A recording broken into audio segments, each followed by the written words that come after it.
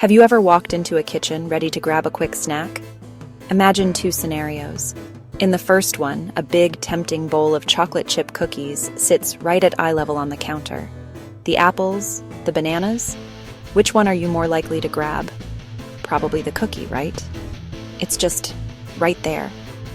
Your brain sees it first. We love the path of least resistance. It's not that you couldn't have the apple, it just requires a little more effort to find and retrieve it. Now let's flip the script. Consider this. In the second scenario, a vibrant, colorful bowl of fresh fruit is sitting in that exact same spot on the counter, right at eye level. Bright red apples, sunny yellow bananas, juicy oranges. The cookies? They're still available, but now they're on the top shelf of the pantry, hidden away in a cookie jar. You have to stand on your tiptoes to get them. Now, which snack seems more appealing? The fruit is suddenly the star of the show. You haven't been banned from eating cookies, and no one has forced you to eat an apple. But the choice has been gently guided. What just happened here is a fantastic example of something called a nudge. Without any rules or commands, your decision was influenced simply by how the options were presented. The design of the environment, the choice architecture, as scientists call it, made one option slightly easier, slightly more obvious, and therefore slightly more likely. You still had complete freedom to choose either snack. Nobody took away your cookie freedom. But a tiny, almost invisible change in the setup nudged you toward a different, perhaps healthier choice. It's a subtle but incredibly powerful idea.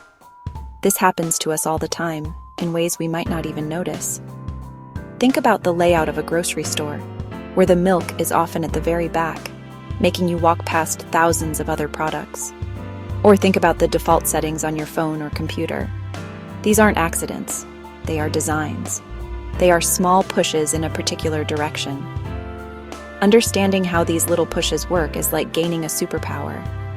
It helps you see the hidden forces that shape your daily decisions, what you eat for lunch, how you save money for the future.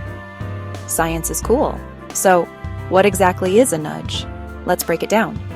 A nudge is any small feature in our environment that attracts our attention and influences our behavior in a predictable way, but without forbidding any options or significantly changing our economic incentives. That sounds a bit technical, but it's really simple. It's not a law, a rule, or a fine. A ban on junk food would not be a nudge, it would be a mandate. A big tax on sugary drinks isn't a nudge either. It's a financial disincentive. A nudge is much gentler. It's more like a helpful hint or a slight tailwind. The key thing to remember is that nudges are non-coercive. They don't force you to do anything. You are always free to go the other way. In our snack example, you could always choose to open the refrigerator drawer and get that apple or stand on your tiptoes to grab the cookie. The choice is always yours. The whole idea of nudging was brought into the spotlight by two brilliant thinkers, an economist named Richard Thaler and a legal scholar named Cass Sunstein. In their groundbreaking 2008 book, Nudge, Improving Decisions About Health, Wealth, Happiness, they laid out this fascinating concept.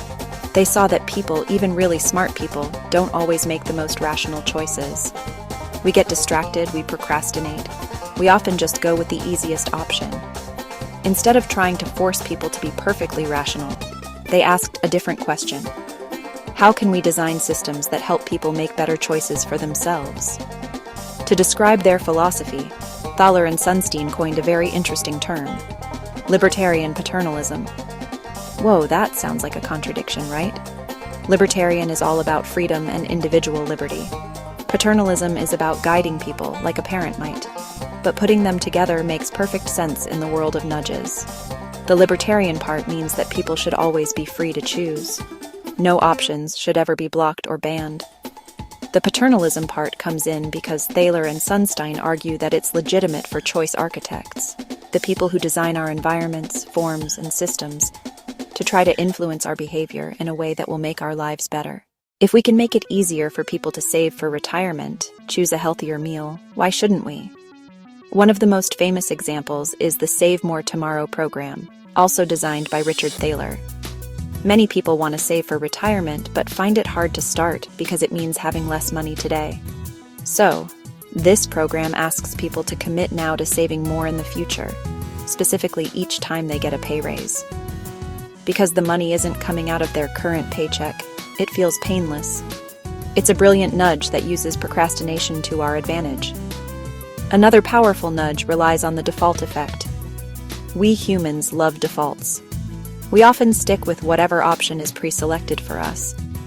Many countries have used this insight to dramatically increase organ donation rates. In countries where the default is opt-out, meaning you are automatically considered a donor unless you take steps to say no, donation rates are incredibly high, often over 90%. In opt-in countries, where you have to take action to become a donor, rates are much lower. The choice is still yours, but changing the default saves lives. It's an astonishingly simple tweak with a world-changing impact. Let's talk about smart disclosure. This is about providing information in a way that's easy to understand and act on. Think about the calorie counts you see on menus. That's a nudge. It provides a simple, clear piece of information right at the moment you're making a decision. Similarly, energy labels on appliances that tell you how much money an appliance will cost to run per year are much more effective than just listing its kilowatt hours. This framing helps our brains quickly grasp the long-term consequences of a choice, nudging us toward more efficient products. Finally, there's the social norm nudge. We are social creatures, and we are deeply influenced by what we think other people are doing. One classic example comes from hotel rooms. The little cards that ask you to reuse your towels are a nudge. But they become even more powerful when they add a social norm message. Like 75% of guests who stayed in this room reused their towels. Knowing that other people are doing it makes us much more likely to do it too. The same principle has been used by energy companies, who send bills showing you how your energy use compares to your neighbors. It's a gentle social push toward conservation. As you go about your day to day, try to spot the nudges in your own life. When your streaming service automatically starts playing the next episode, that's a nudge to keep you watching. When a website pre-checks the box to sign you up for a newsletter, that's a nudge. When a crosswalk plays a sound to tell you it's safe to walk, that's a nudge. Being aware of them is the first step to making truly conscious decisions. So, where have you been nudged today? The science of choice is all around you.